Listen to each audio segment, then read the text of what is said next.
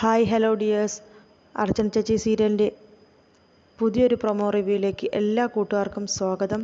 ഗീതുവിന് വേണ്ടിയിട്ട് സാക്ഷി പറയാനായി അച്ചു രാജീവിനെ കൊണ്ടുവരുന്നുണ്ട്.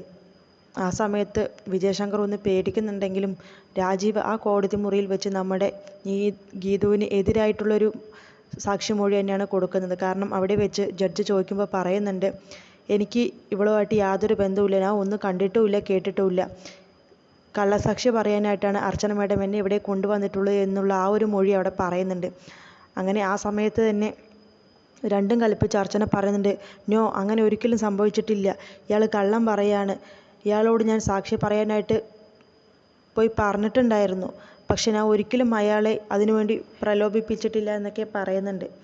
അങ്ങനെ ഇത് കേട്ട് രാജുവിൻ്റെ മറുപടി കേട്ട് വിജയശങ്കർ ഇങ്ങനെ ചിരിച്ച് തള്ളുന്നുണ്ട്. എന്തായാലും കേസിൻ്റെ ജയം അത് എനിക്ക് തന്നെ ആയിരിക്കും, സാക്ഷി എന്ന് പറഞ്ഞാൽ കൊണ്ടുവന്ന ആൾ പോലും ഇവിടെ വെച്ച് കാലുമാറി എന്നൊക്കെയുള്ള രീതിയിൽ നമ്മുടെ അർച്ചനയെ പുച്ഛിച്ച് തള്ളുന്നുണ്ട്.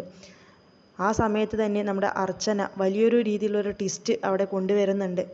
അർച്ചന നമ്മുടെ ഗീതുവിന് അനുകൂലമായിട്ടുള്ളൊരു സാക്ഷി പറയാനായിട്ട് നേരത്തെ തന്നെ ഒരാളെ അവിടെ കണ്ടെത്തി വെച്ചിട്ടുണ്ട്. അങ്ങനെ അർച്ചന അത് ജഡ്ജിയോട് ആവശ്യപ്പെടുന്നുണ്ട്, എനിക്ക് വേറൊരു സാക്ഷിയെ കൂടി ഈ കോടതി മുറിയിലേക്ക് കൊണ്ടുവരാനെന്നുണ്ട്, അവരുടെ മൊഴി കൂടി ഇതിൽ രേഖപ്പെടുത്തണം, എന്നിട്ട് മാത്രം ഇതിനൊരു തീരുമാനം ഉണ്ടാക്കിയാൽ മതി എന്നുള്ള രീതിയിൽ ജഡ്ജിയോട് അഭ്യർത്ഥിക്കുന്നുണ്ട്. അങ്ങനെ ആ സാക്ഷി മൊഴിയെ വിളിക്കുന്നുണ്ട്. അങ്ങനെ ഏവരും ആരാ അത്, പുതിയൊരാൾ ഗീതുവിന് അനുകൂലമായിട്ട് സാക്ഷി പറയാനായിട്ട് എന്നുള്ള രീതിയിൽ ഇങ്ങനെ ആകാംക്ഷയോടുകൂടി നിൽക്കുന്നുണ്ട്. വിജയശങ്കറും ആകെ നെട്ടിത്തരിക്കുന്നുണ്ട്, ഞാനറിയാത്ത ഏത് സാക്ഷിയാണ് ഇനിയിപ്പോൾ ഈ കേസിൽ പിന്നിലുള്ളത് എന്നൊക്കെയുള്ള രീതിയിൽ.